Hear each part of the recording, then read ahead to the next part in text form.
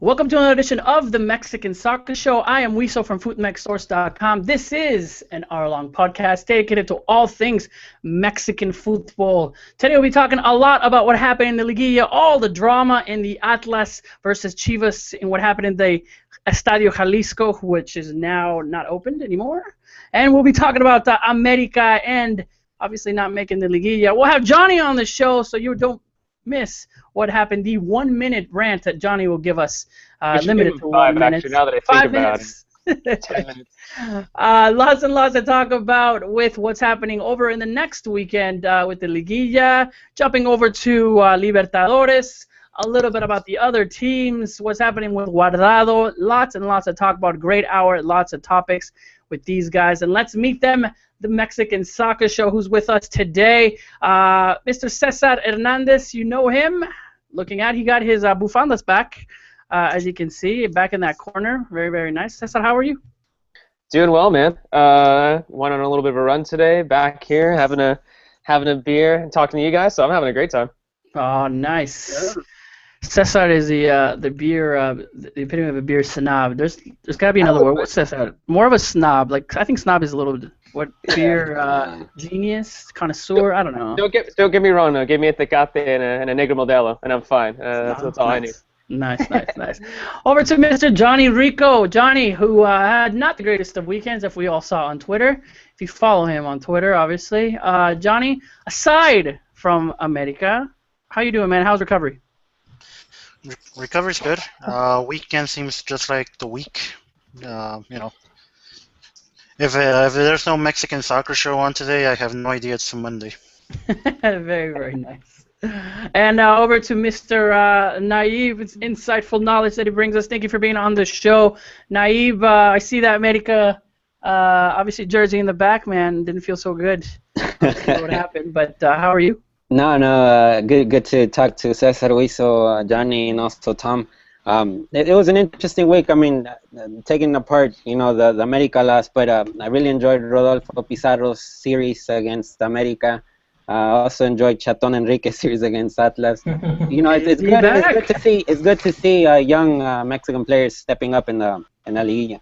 Very, very good to see, and we'll be talking a little bit about the Club World Cup that's coming up in New Zealand. Get ready to stay up all night. Get ready for those 2 o'clock, 12 o'clock games if you want to follow the excitement. You're there anyways.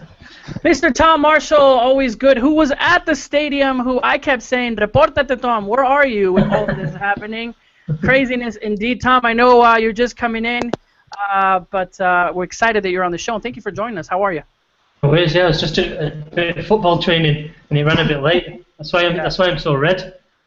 I'll say you're training with like the Chivas U20 team or something. Well, yeah, they won't send me at Chivas. I don't know why. I try and tell them that I could be naturalized, but they just won't have me. I don't know what's wrong with them. Well, it is Chivas, so I think you got to really prove yourself out there. But there it is, guys. Naive, Tom, Cesar, and Johnny. Great show today. So we'll get started right away. Want to say hello to everyone on the chat. Say hello to obviously the Phoenix Battalion of Pancho Villa's Army is on. Huelito, also Cesar Avellan, and Mr. Joel, who always joins us on the chat. If you're not following us, make sure to come on the chat and chat with these guys. Ask us questions. Lots and lots to talk about also on the chat side. Comments. Make fun of our hair. Make fun of our beards. Fun times when we have my redness. Yeah, the redness. Tom looking a little plum there, a little tomato looking. Very, very nice. But let's go ahead and get started. Like I said, guys, lots and lots and talk about and what's going on. And let's go in with our very, very first topic. Obviously, what everybody was talking about, not only in Mexico, but all over the world. The images of what happened with Chivas and Atlas, and who now to give us his little report on what happened. Tom, let's just get it out of the way, and let's talk about, obviously, the barras and what we saw, the pictures, the images. Tell us, how bad was it at the stadium? What happened? Right? Did I miss it? No, I shouldn't make fun of it. No, it was probably, I don't know, it's difficult to describe. It didn't turn out to be ridiculously bad, and I don't think I'm undercooking the I think the point was with it that it could have got out of hand. It was close to getting out of hand.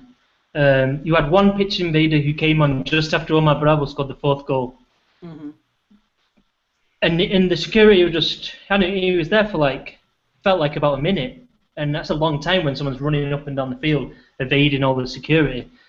But the Atlas fans kind of clapped him, and the Barra went absolutely crazy when they saw him go on. So what happened then was loads of them tried to get on. And I'd say between 20 and 30 got on the pitch. And I mean, it's hard to follow what was going on because someone running after the players, Luis Michel, the Chivas goalkeeper, sprinted down there. All the Chivas players were hiding, but it was almost like the Atlas fans were going after the Atlas players. I mean, they wanted to say stuff to Tomas Boy, who he's just been fired actually. We're just hearing now. Atlas have just sent a press release out this 20 minutes ago. So they've not renewed his contract, but there's just been that friction between him and the crowd for a lot of weeks now at the Estadio Jalisco. So yeah, and then eventually the police and the security managed to stop or stem the flow of the people coming over the barrier.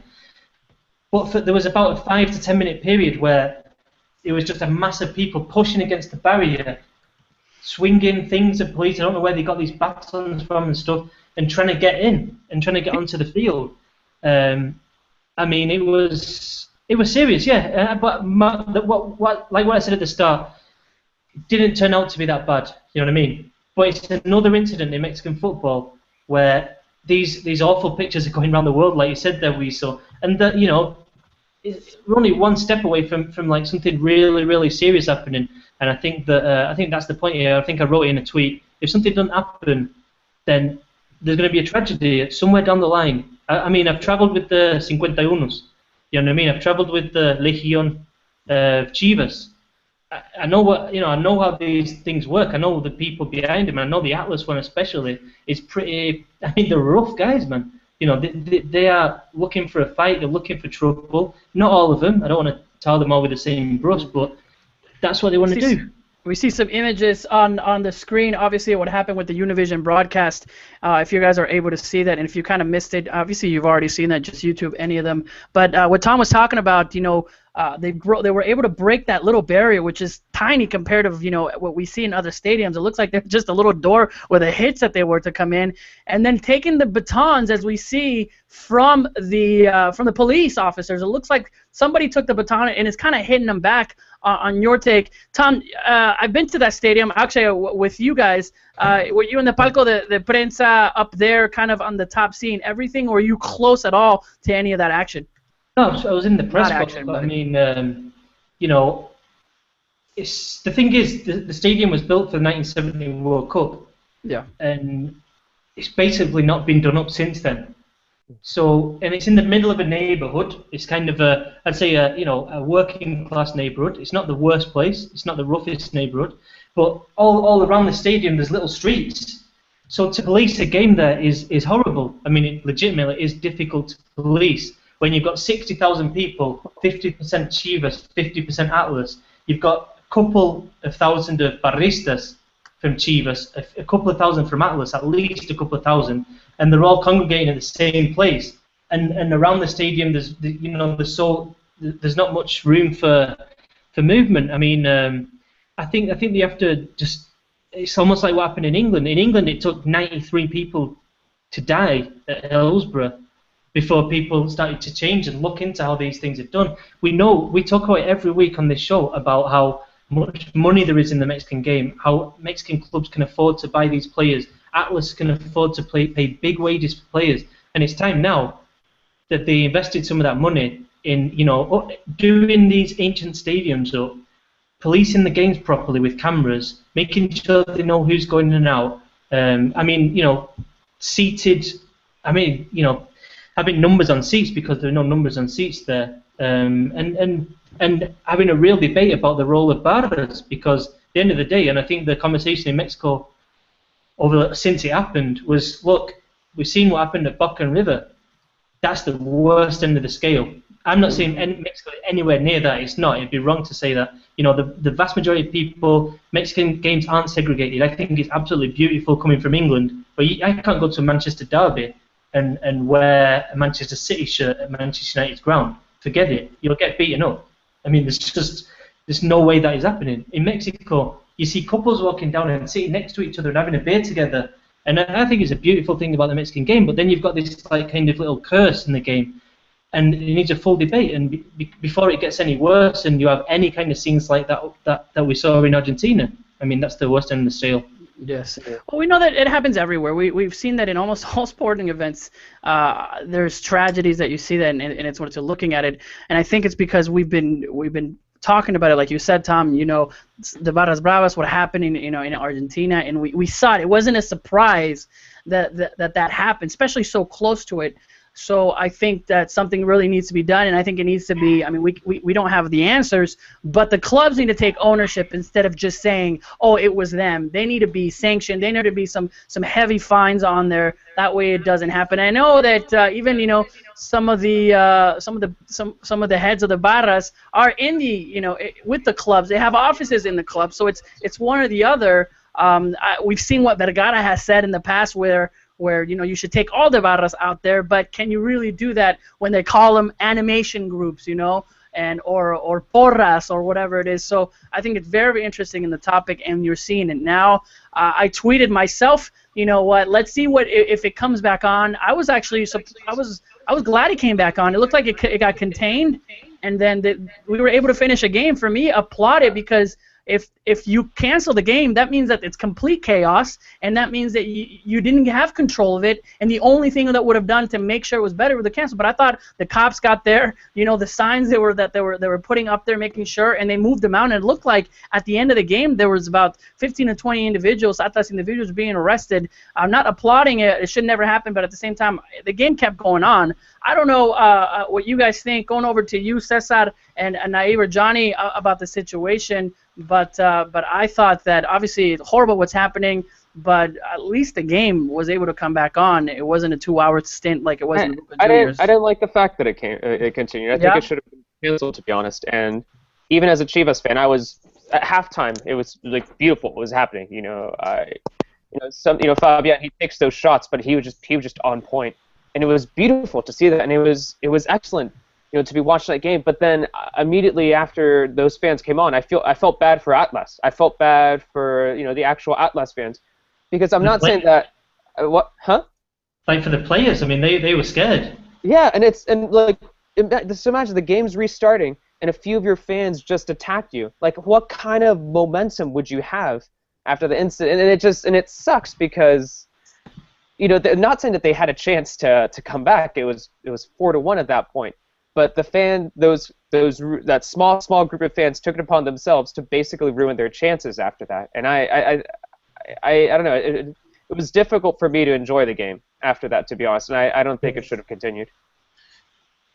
And I think where I go is that it was contained. I mean, they saw the guys, they took them out, and obviously people were still there to watch the game. And if they felt that it was safe enough for them to do that, the guys that went in, again, Atlas fans were mad at their own coach. It wasn't.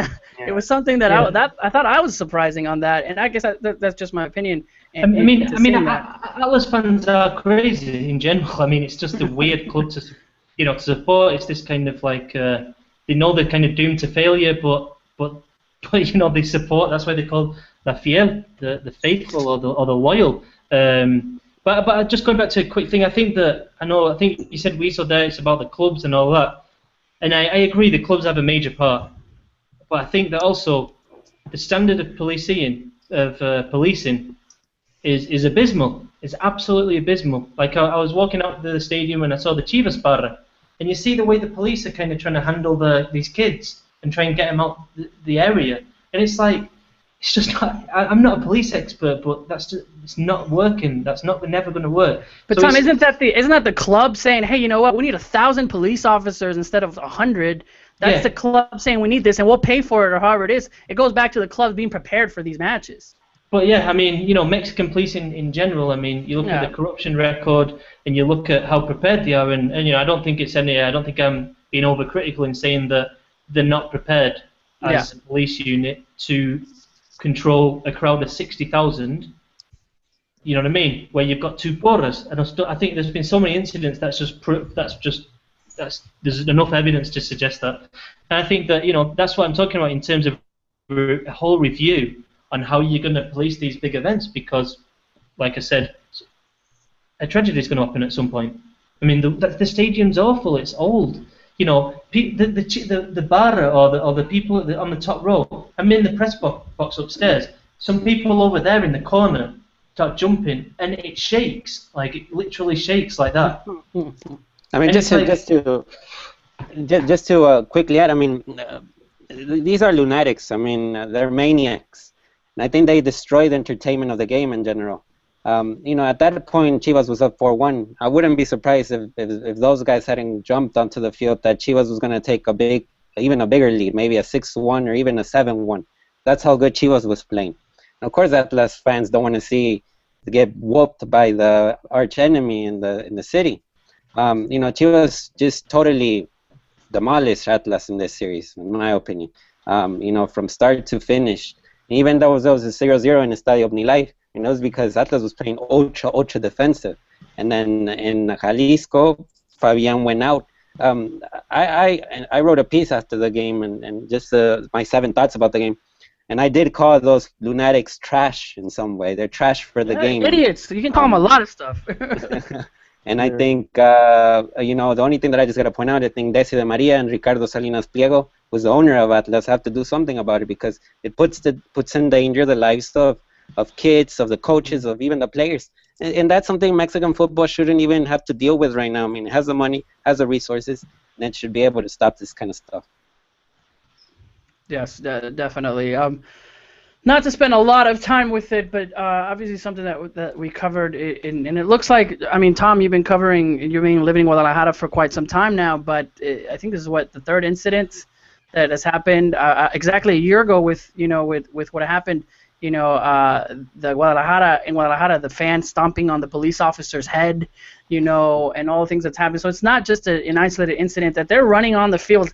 You know, 20 fans that were coming in. It was definitely very scary. I mean, you even saw, you know, Marco Fabian. I think also, you know, who was the Atlas player that just got subbed out that kind of protected? Yeah, Venegas. He was already mad. Yeah. He was already mad because he was coming out, and you know, he's ready to face off. He was like a bulldog out there, like yeah, defending his bench, man. But I know people say, you know, football. Not to say, I think it happens everywhere in all types of sports that we've seen in all parts of the world. As much as I've seen, you go to football matches, Cowboys, Raiders. You go, there's fights everywhere. Maybe they don't get on the field. Actually, they do. I've seen many times people get on the field. But you know, it's just a level. Should we bring up the fences? Should we just fence in the barra? Should we put so much security on there that they're not comfortable? Lots of things that can happen. But obviously, if there's somebody that crazy that's going to want to do something, you know, to stop them, it's going to be really, really hard unless everyone has to go through something, metal detectors, and it gets crazy and that it's not comfortable going to a game. So I don't think we're there yet. But Johnny, I'll give you the final thoughts. Obviously, we'd love to hear, you know, kind of your thoughts on you're seeing that. You work closely, you know, in Xolos, and you're there with the clubs. Anything that they do differently? I mean, that you've seen, or you work for a club that obviously has the relationships with the barras. What's your take on this on the inside? You know, clubs in general need to be stricter with their barras. They misbehave. They should lose their privileges to be at the stadium.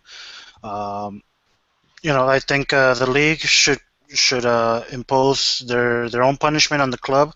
The club should impose their own punishment on the barras, and you know, and then between both league and club, they should turn over the responsible ones to the Justice Department.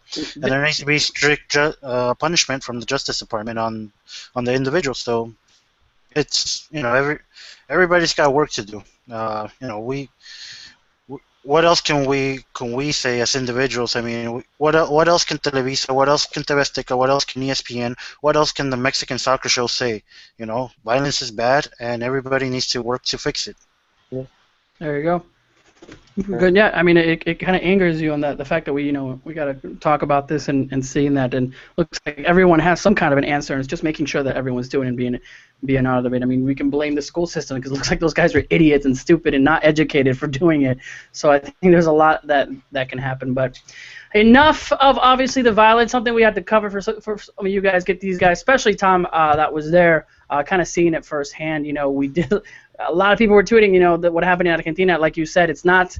We're not at that. We're not there yet. But at the same time, I'm sure the image of that little kid saying "Let's go home, Dad" or whatever is going around the world, and we're seeing what's been happening at many years now finally come to light and a global status. But let's go ahead and switch it over. Let's talk about that first half.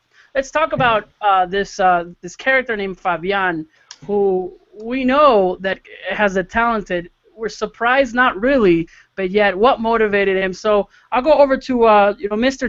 Chivas, who's very happy to see this himself. Cesar Hernandez, who obviously watching it, and you know what, you're so thrilled for that first half. I mean, is this the motivation from Chepo or Thomas Boy with saying that giving Fabian that extra kick? But what happened? Where does this Fabian come from? He's on your hot list, obviously. I think he does take these shots. He does take these kinds of ridiculous opportunities. Most matches. He just happened to be on point. Maybe it was the playoffs. Maybe it was Thomas Boy telling him, that stuff about him, spitting on him. But he was on point over the weekend. So it was beautiful to see, and it was, dude, my God, dude. Like the first 2 goals were amazing, but by the third one, I didn't even know what to say, to be honest. it was incredible stuff. It was by far one of the best first half performances I've seen in a very, very long time, and it makes me pretty excited to see, perhaps, because there are rumors, that he's potentially going to be able to leave this summer, and if he can present those kinds of performances in the Copa America, you never know. Because, are we selling Marco Fabian to Europe again based on one game or 45 minutes? Jesus Christ! He scored, I think it's like 7 goals and 3 assists this season. That's excellent for any player. That's a great season right there. Yeah, he does have. He's got 7 goals, 3 more, and he'll be leader de goleo, because I don't think there's anybody in the top 10 goals that are still in the Liguilla. The goleo individual ends at week 17. Oh, dang it. Not for Fabian. Wait until we get to the hatch. Yeah. I mean, interesting, Tom. What can we credit this to? Looked like Thomas Boy kind of sent a completely, different from what he usually does. His team, I thought it was. I mean, seeing what was out there in the field, and just this team that wasn't playing a Boy style. And I know that he's been having problems with players and in that. But what can you say on the planning of Atlas on this side? It felt to me like they didn't know. The players didn't have a firm idea of how they were going to get that result. And what I mean by that is like they didn't go out to try and attack to try and get a goal. But they were kind of doing neither of the two. And I thought they were just indecisive as a group. And, they had a left-footed player playing at right back, a right-footed player playing at left back. And I don't understand that. Like, I mean, they were center backs too. They were center backs. Yeah, both centre backs. Maybe Thomas Boy read something about Pep Guardiola back, or some kind of crazy advanced futuristic tactic. But I mean, people have done it before, especially when you've got wingers who kind of cut inside. But I mean, it just looks like he didn't know what he was doing. I felt like Atlas, they should have just gone on the attack, but he's out now, Boy, and I think that it'll be very, very interesting now to see who comes in there. So yeah, Chivas, brilliant. I mean, absolutely brilliant by Fabian. And what Johnny was saying, I'm saying Marco Fabian is going to Europe this summer. I think if you read, I think he's only got a few months left of his contract now. Yeah. And I think, reading between the lines, I don't think Chivas are going to stand in his way. And that was always the problem going back. Chivas were always asking for, 10 million or whatever, and teams were offering 3 million. And it was like there was such a big difference. The closest he'll get to Europe is Tigres. Tigres will pay that. Nah. He'll go. He's been playing consistently well now this season. I think if you listen to him speak, he's a lot more mature. His outlook seems to have improved. Just his whole the way he carries himself is a lot better now. Tom, I'll say it. Go on. He wasn't at that party with Chaton and Kubo, so already. It's DJ Chaton. Come on, it's DJ. He wasn't at that party, so at first I was like, "Wow, my gosh, where's Fabian? Why isn't anything coming out?" I mean, Kubo, here's the thing on Marco Fabian. He could be more mature and everything, but he still has that Bofo Bautista syndrome where he shows up one game out of 5. You know, it's a coin flip with Marco Fabian. Will he play good? Will he not play good? Gee, we never know. I'd argue that. Go on. And I think that's what's gonna ultimately stop him from going to Europe. If he could put on these performances for 5 games in a row, he'd go. Nobody in 5 games, Johnny. Nobody can do hat-trick in 5 games. if he has consistency, I understand, but come on. I mean, he doesn't need to do a hat-trick in 5 days to say that. Let's agree that he is obviously Europe material going into it. I don't know if it's going to happen or not. I think obviously. But does he have the consistency to play in Europe? Well, I think he's gone over that consistency. Yeah, well, I think that was kind of like that's an old argument to say that he's no longer. So there's no matches where he kind of just disappears and kind of floats around the field. Yeah, but I think that you can say that for most players. But like I said, when he scored 7 goals and he has 3 assists and he has a performance like that he had over the weekend, it's hard to argue against that. And also, he hasn't been given the chance yet to go to Europe either. And I think he's a player who talent-wise, he has the ability to step up. I think what Johnny says is legitimate. I think going back in his career, that has been the big thing, consistency. It's all right scoring 1 golazo against Barcelona, another against Barcelona, and then doing nothing for Chivas in the championship. But I think Cesar's right as well that he's now reached that consistency. And I think he's a player who, in terms of kind of his ceiling, is very high. I mean, you watched that first half performance on Sunday, and it was absolutely just a privilege to be there. Every time he took the ball, it was like he was just floating around the pitch and just bang, bang, bang, and stinging at us. It was like at will. He was like doing it at will. I wouldn't be surprised. I wouldn't be surprised if Marco Fabian already knows where he's going. I think. I mean, based on how he's been performing as of late, it does look like there's already an offer in place, and it seems that all parts like it. And if he does well in Copa America, it's adios. I think that's what the Mexican player in general is not consistent. To say about it, I mean, tell me about one Mexican player that's from start to finish consistent. I mean, I think Fabian is talented. It's not just about this game. I think even since 2012, there's been different scenarios in which he's been able to. I mean, he was in the World Cup. He did well in Cruz. And one other thing, he's already in his mid-20s. He's about 25. This is the peak of his career. This is as good as it gets for Marco Fabian. It's all downhill from here for him. Not 25. It looks Johnny. He's still downhill. This is the peak of a player's career. All 25 years old is downhill for you. Then in that case, Johnny. I'm going. Me, I'm past it. No, that's the sad reality about life. The closer you get in soccer, the closer you get to 30, the more of a decline you get. That's 5 good years that he has in order for him to have. Well, no. He's got about maybe 1-2 good, really, really good years before it starts going on that decline. Imagine with great coaching. Look at Chicharito. I mean, grabbing a European, a great coach, and he's in that. Who knows that can give him that. Now, I'm with you, Johnny. That I have to see more of Fabian before I can say he's definitely going to go. I would love for him to go. If Tecatito is one of the top 11 in Holland, or Guardado is the best player, I just imagine a consistent Fabian there or somewhere else that he can do in that. So I would love to see him. But you're right, he does need to be consistent. What if he takes these next 2 games? What if Chivas does win the whole tournament, and because of another 2-3 goals from Fabian, and he steps up into one of the best Liguillas that he's had, and he goes off to a great Copa America, I could definitely see him in Europe. I think the consistency is there. He has been very inconsistent, but it's looking better. He hasn't been playing like this in this many games before,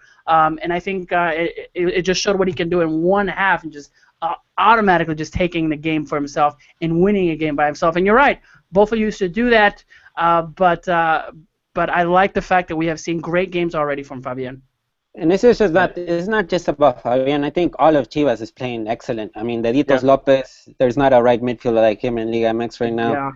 and you also And have they're young. That's what I love about it. They're young a players. rebirth of Chaton. Then you have Salcedo and Pereira on defense. I mean, I think out of the four that are left, the best defense is Chivas. Yeah.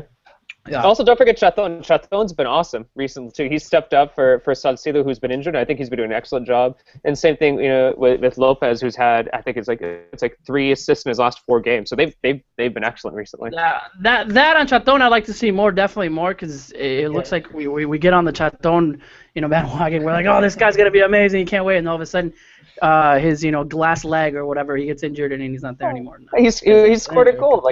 He scored a goal when he finally got some time recently. I think it was earlier this month. I thought he wasn't very good in that first leg against Atlas when he came on, and I thought that you could feel the fans kind of like booing him a little bit towards the end of the game. But I thought in the second leg he was brilliant, and even a player like Miguel Ponce in that second leg I thought stepped up. I thought that was the best he's played in years. I really did. No, he did amazing. Yeah, and one quick thing about Raul Lopez, you watch him, like I went to Chivas training last week and all that, and you see him close up, he's just massive. He's a big lad. And you look at the other Mexican wingers, and probably Mexican players in general, they're not that big. That guy is generally like kind of the right winger who can match it physically as well. He can bring it. Yes. Exciting to see. Yes. I'll say it is. It's true. We are very short and we're not massive lads. Or Aquino. Yeah, definitely. Just a little bit, but exciting to see. I'll say that I think it's good when Guadalajara wins a championship in Mexican football.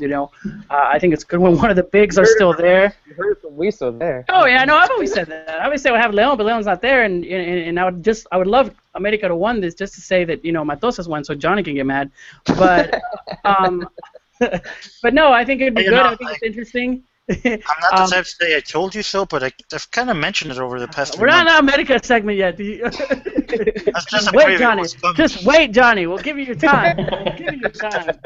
But having Chivas there definitely makes it more interesting for the casual, non-casual fan or whatever you want to see. Having a big club still in the top 4. Atlas would have been there. I guarantee. I think a lot of people would have been like, it doesn't really matter. Am I going to watch it? Those hardcores. But I think Chivas there is good. Or America, or Cruz Azul, or Pumas, one of the big 4 on there. So interesting to see. But let's move on. Last thoughts on Chivas. Can they win it all? Yeah, why not? Why not? Yeah, why not? Good to see. Let's move on, guys. Let's move on to the other entertaining match. One thing to say, the Liguilla, especially this year, these games, crazy dramatic games, and what's going on, and obviously in the Pachuca. One thing that I do have to say is that I think the better team of the series won. I think it would have ended the game another America squeezing by another win, but I think it finally caught to him. But let's go ahead and talk about. So Johnny, this is the time. The timer is going to be on right now to have your rant. So everybody listen up to Mr. Johnny Rico, because he's been saving it up 2 days now into what's has been culminating his hate. For Matosas, which I think is the main culprit according to him. So go ahead, Mr. Johnny. Should we put a 40-minute time limit on it?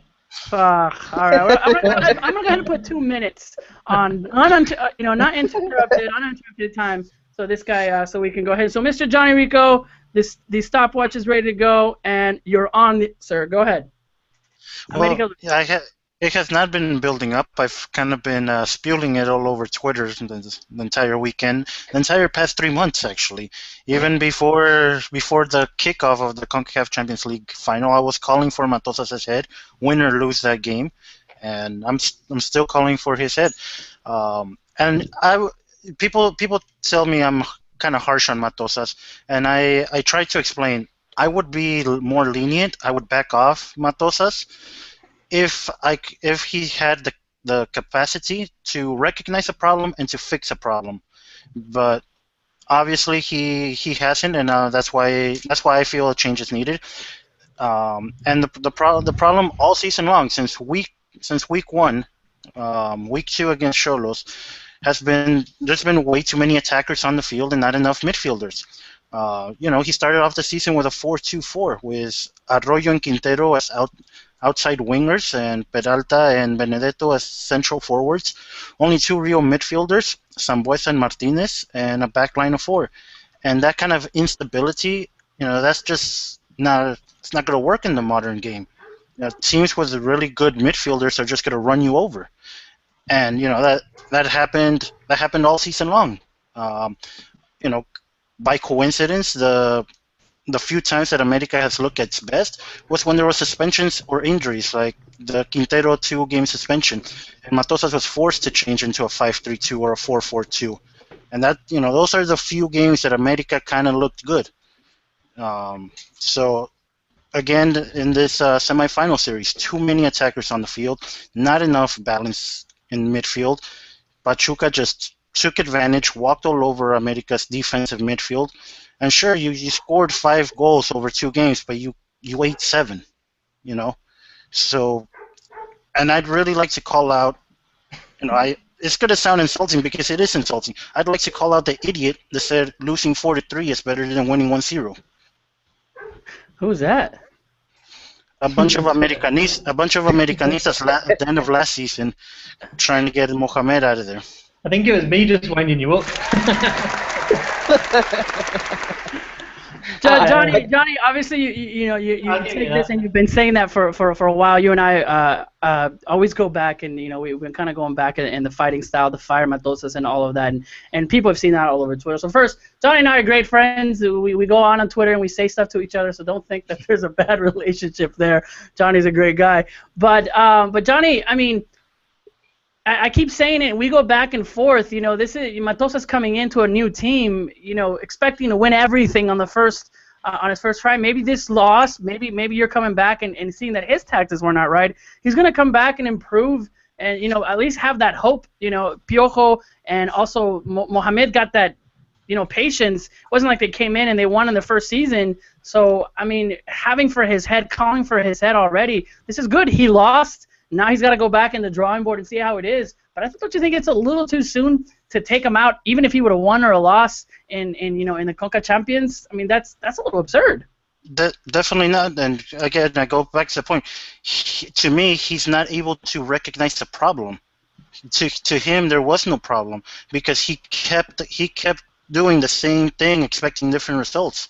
And that's the one key in this entire thing. I would lay off of him if he could recognize a problem and try something else.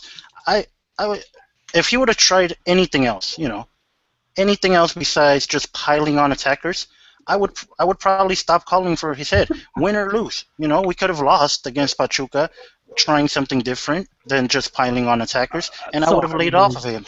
Nobody's gonna believe. I think it's one point about America.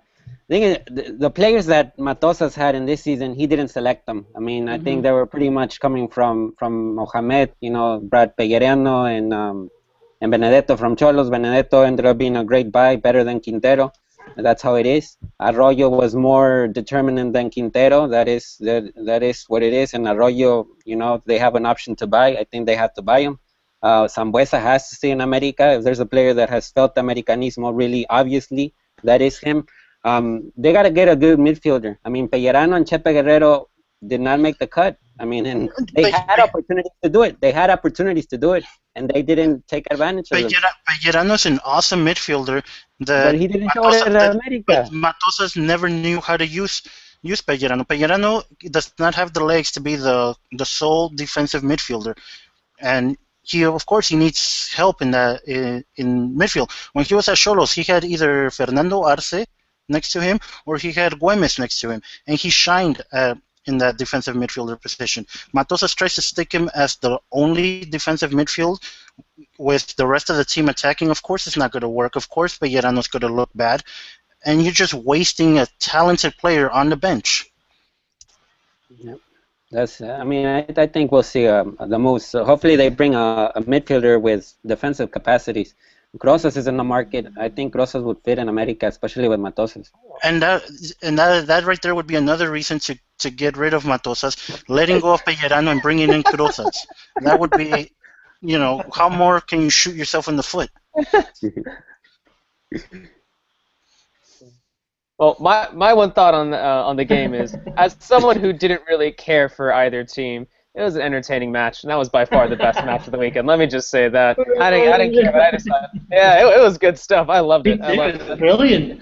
Yeah, Absolutely it was brilliant. beautiful stuff. But two Uruguayan coaches just going head to head and just being like, right, let's have it. That was good stuff. I can't imagine what it'd be like to be a fan of either side. That must have been like nerve-wracking stuff. Oh, dude, I loved every second of that game. And you know what? Here's another thing. Again, this is the America elitism talking, but let the other small teams be entertaining to, let them be the entertaining sides to fill up their stadium. America, all they need to do is win. America are the elite. They need to win. Let other teams do the risking of games and entire seasons by trying to be entertaining. America's not there to entertain. They're there to win. It's owned by Televisa. It's got to entertain, man. It's owned by the... Yes, I realize the suits want to entertain, but, the fan base just wants to win. Yeah, well, I can't disagree with you there. Right. Just quick. I mean, with Pachuca, really impressed with Gutierrez, really impressed with Pizarro. Yes, I mean, the let's great go into midfielders. The same. I mean, I think it was interesting that he didn't use Dam, Alonso, and a lot of talk about Dam, even rumored that he's going to Roma. I think it's one of the best youth systems in Mexico, Pachuca, and they're Definitely. literally giving the shot to the young. Santos, Pachuca, and Chivas have their teams in the U17 semis, U20 semis as well. So I mean, it's a big project there. Yeah, I think the project is finally paying off. Also, in that Pachuca, the facilities of what's happening. I think that project that we have, and we've seen great players coming out. Tom, I ask you, and Naive also, the two the sub-20 players are leaving, which I think they're already on the plane. I think arriving soon. Today, today. How important are those players for Pachuca coming up in the semifinals? I think that Irving Lozano is a bit disappointing in the second leg against America, but I think Eric Gutierrez is the heartbeat of the team. I think unbelievable young player at the minute. I'm very excited. I'm not going to lie. I think he's an exceptional young talent, and he's got a lot of assets to his game. He scores goals. He can pass the ball. I think I was talking to somebody about his development recently, and they say defensively he's got better. So I think he's going to be a key miss, and that's why I think that's why I'm putting Querétaro favourite for that series. Even though Pineda won't be there, I think Gutierrez is a bigger miss. I think that being said, though, I was looking really quickly at who scored the goals. I think it's a huge miss to miss those players for Pachuca. But of the 7 goals that they scored in the series, only one was scored by one of those players. I believe it was Gutierrez. And other than that, the other 6 goals were scored outside of those 2 players.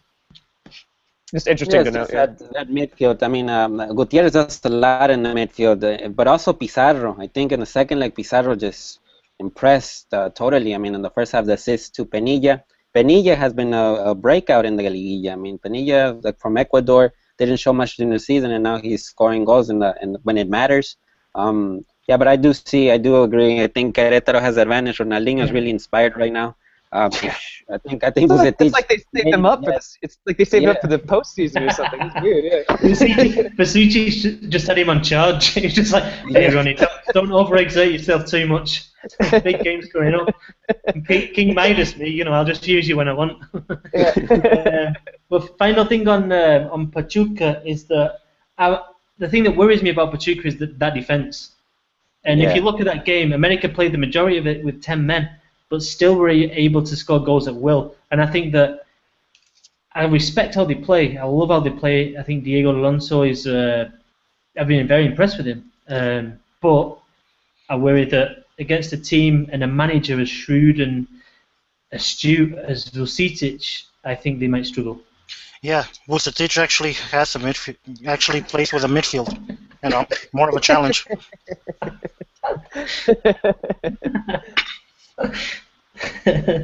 Okay, what about Querétaro? They've got so much momentum since Vucetich has come in. Man, those guys have just been on fire. They've been doing fantastic. They've had it's amazing that turnaround that Querétaro have had.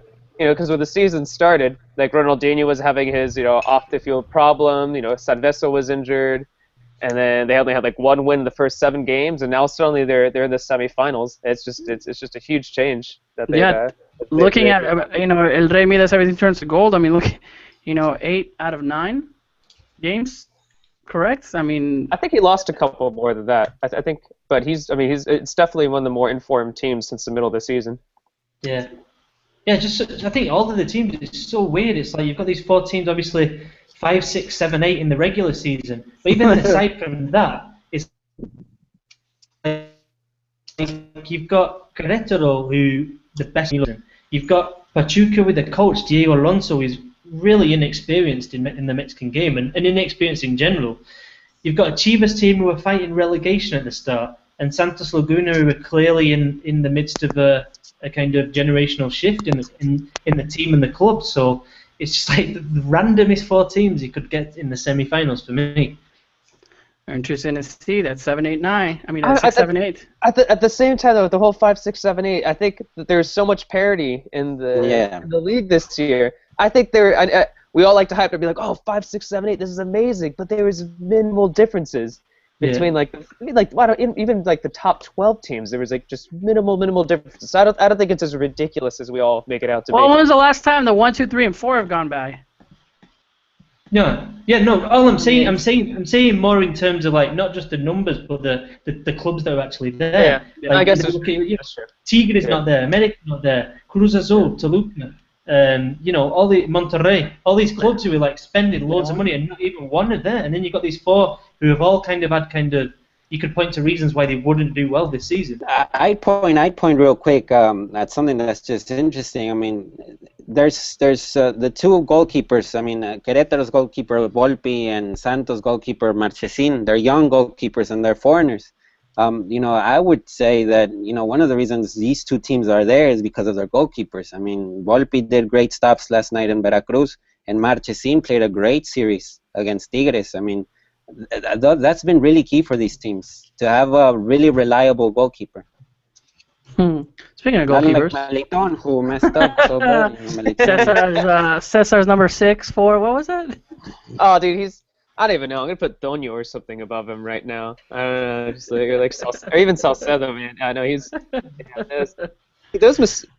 mean, let's not get this wrong though. He helped Veracruz get into the playoffs. He was massive. He had an excellent season.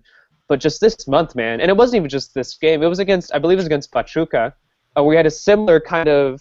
It was a similar where like someone just crossed it and it just slipped through his fingers earlier this month. It's a really strange run that he's having right now. Meliton Hernandez, again, exactly what you guys were doing with Marco Fabian was done to him for national team. We sell players way too early to the national team. They have 2 good games, and let's call him up to the national team. There's a huge difference between Marco Fabian and Meliton Hernandez. Johnny, wait. I'm gonna cut you there because Johnny, we were saying that it warranted that Piojo called him up. We're like, okay, he was the best tournament. I never said that. I don't think so. No, that's what we were just saying. That there wasn't probably anybody else. He came in there. Obviously, Yarbo didn't go in there, and he's like, all right, I'm going to have someone that's been doing in the tournament, that's had the best tournament so far, and bring him up. He's not going to be the legitimate starter. We need 6 keepers for this summer. Having Meliton there, making sure that here you go, you warranted because he was the best. Are we gonna have 6 keepers? I see Talavera and or Corona as Ochoa's backups in Gold Cup. I don't think we're calling up 6 keepers. What, you don't think that Orozco or like Munoz could be the backups too? I can see Munoz as a backup, but either Talavera and or Corona will be a backup at Gold Cup. And he brought him in for a half, and okay, there we go. We saw it, and he saw what he had, looking at giving everybody a chance. It wasn't like he wasted the time. He already knows how Moises and everybody was. So it wasn't that we were saying that here we go, he needs to be a starters. But at the same time, I think it's okay for bringing him up and seeing that, not comparing that to Fabian. But let's keep going. Let's keep going with the semifinals that's happening this weekend. Or else, Johnny, go ahead. Last word, Johnny. Go. Yeah, I'm just saying we prop up players way too fast. See? You included yourself in that. All right. Semifinals. Let's go ahead. Chivas versus obviously looking at Querétaro. I'm sorry, Chivas and Santos, Querétaro, and Pachuca. We've already talked to the weird set of for the teams, but who do you guys like? What's the best? What's the most interesting match? I'm as much as I want to see Chivas, I definitely want to see what Querétaro and Vucetich comes into a Pachuca, who I've seen is probably the best team that's played so far. When they're playing right, I feel that's the most lethal team, even though we have two of the players kind of gone right now. But what are you guys' thoughts? Who comes out on these predictions on these semifinals to be in the finals in the game? And we'll start with Mr. Cesar. Yeah, as much as I want to say that the Chivas and Santos series will be more exciting, I think it's going to be Querétaro and Pachuca. It's going to be a bit more exciting. I think the Chivas and Santos is going to be very, very cautious. I think, but at the same time, I think we might be overestimating Santos a little bit still, because I think that I don't think they were truly tested against Tigres, and I think they might be coming into this game with a little bit more confidence than they should have. I'm pushing for Chivas to go through. I think Chivas, their defense has been solid, and when their attack has been doing well, like it has in last game, it's beautiful stuff to watch. And I don't know about Querétaro and Pachuca. I think I'm pushing for Querétaro just because a couple of those key players are missing for Pachuca, but that'll definitely, I think, a better series. But yeah, I'm guessing it'll be a Querétaro and Chivas final. There, nice. Querétaro and Chivas, Mr. Johnny. Wait, I thought the tournament ended. That season was over.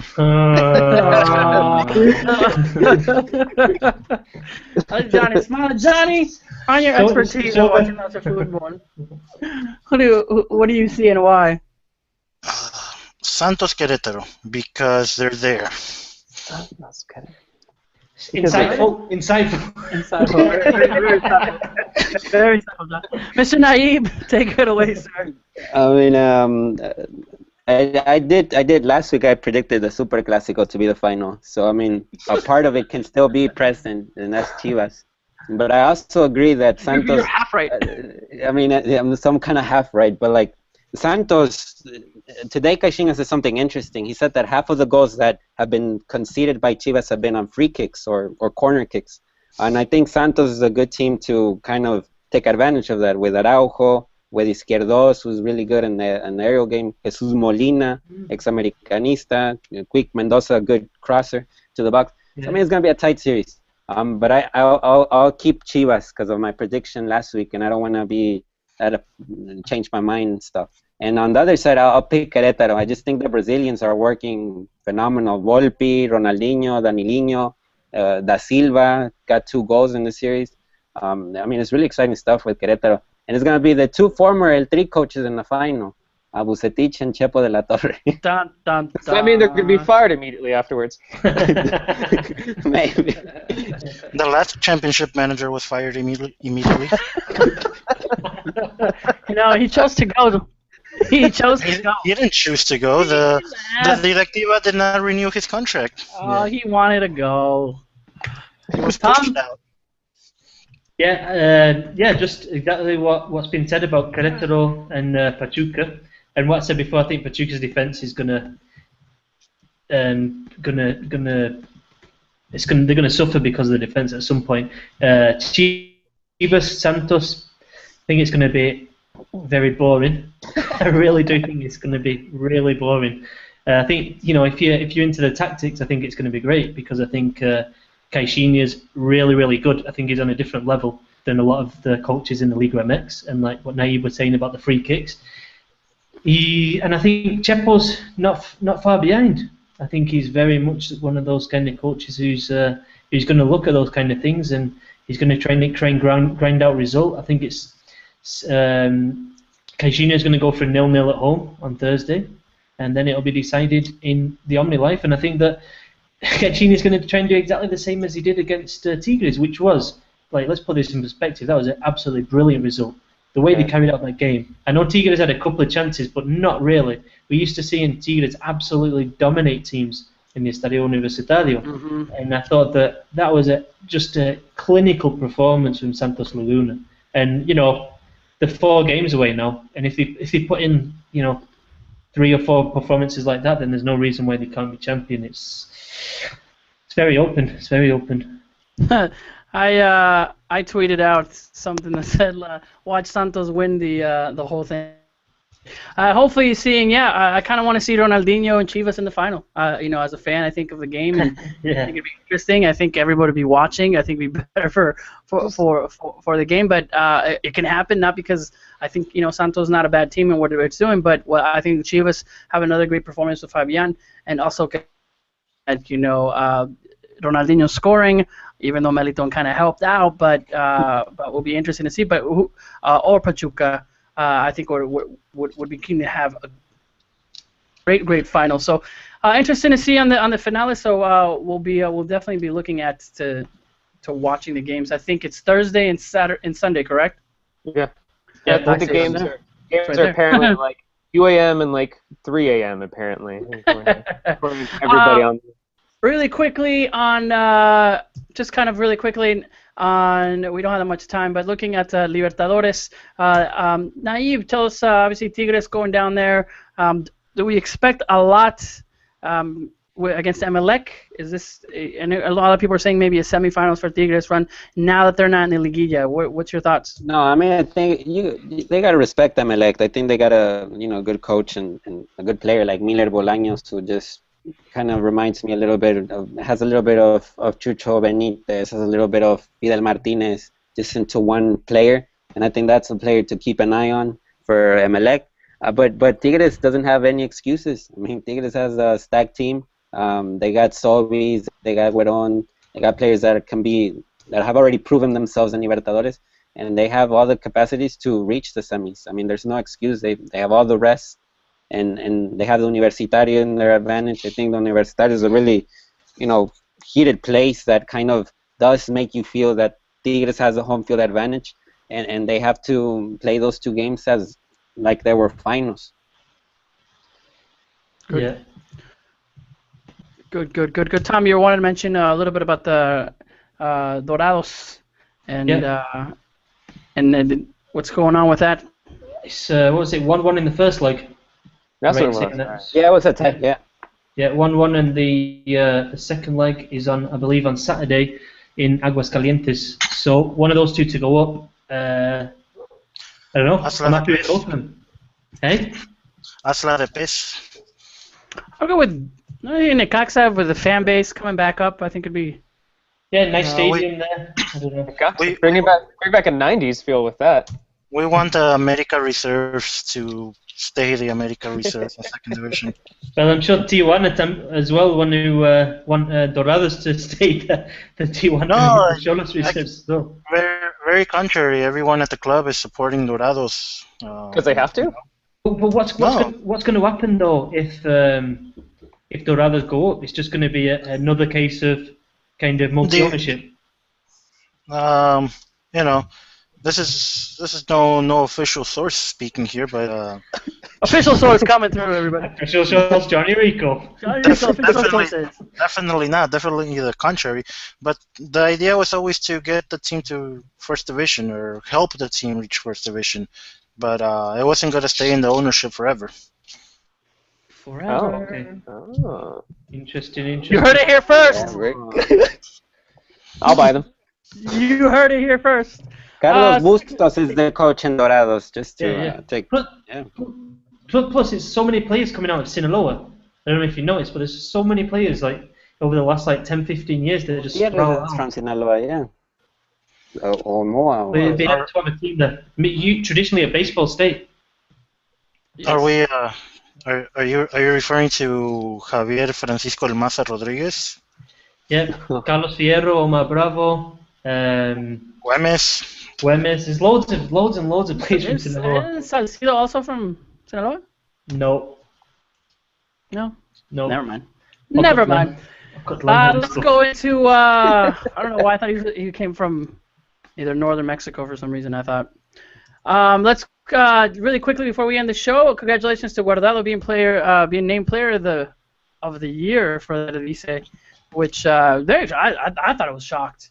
I mean, just kind of looking at that, I don't know. What were your initial thoughts, Cesar? I mean, I think it was from two. I'm not sure if it was officially from the Eredivisie, but there was two major publications in Holland that considered him as the player of the year.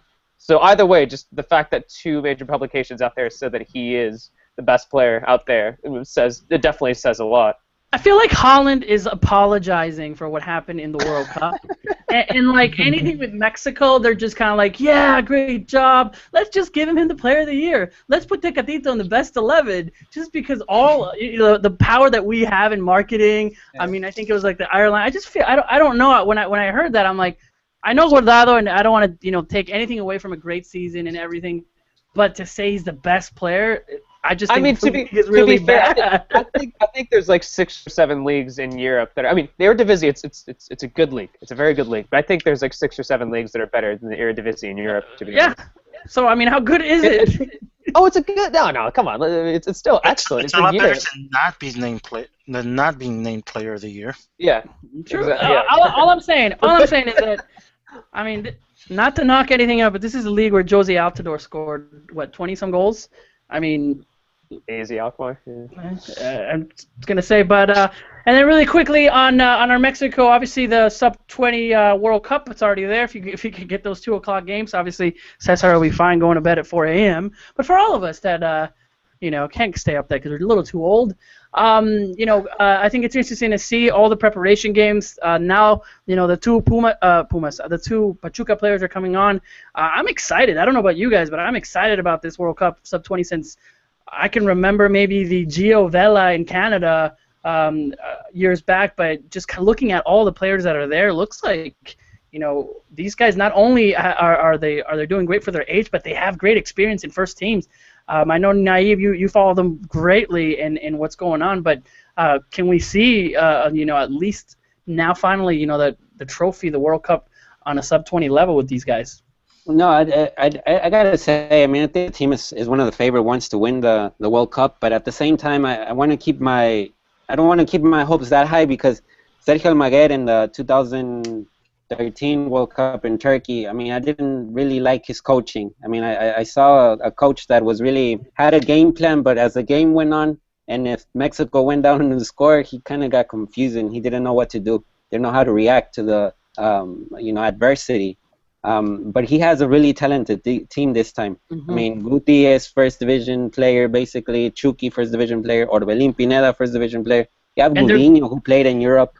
You had Gama, who played in Europe. I mean, there's a lot of experience in this team that makes you believe that they have a real legitimate shot of going far. But these are not only first division players. These are players that are doing amazing things for their club.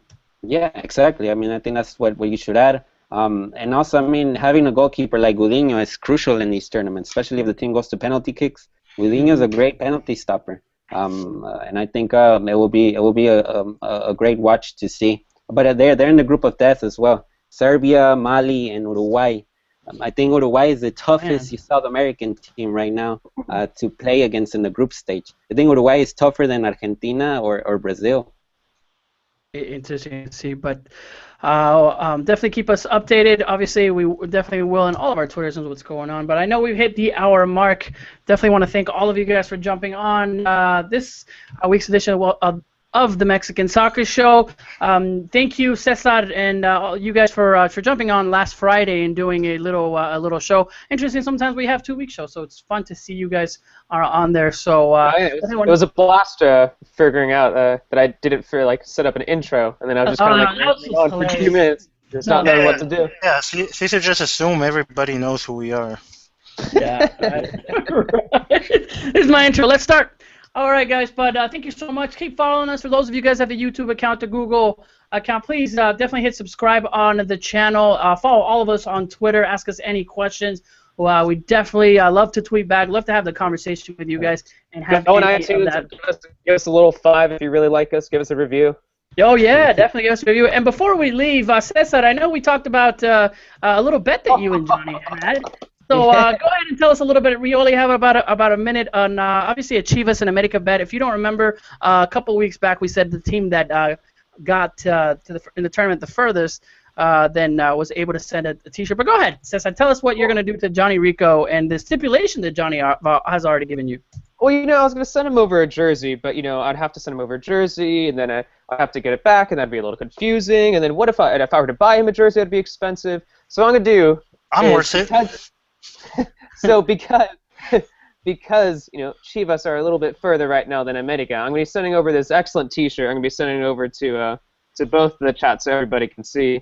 It's called the Chivas Republic Goat Soccer T-shirt, and it's excellent because I figured we're both from California. Has a California logo, but it has a little goat right there with the soccer ball. Here you can see it says Chivas Republic. So I'll be sending that over to Johnny. No, Pretty soon. there is a stipulation.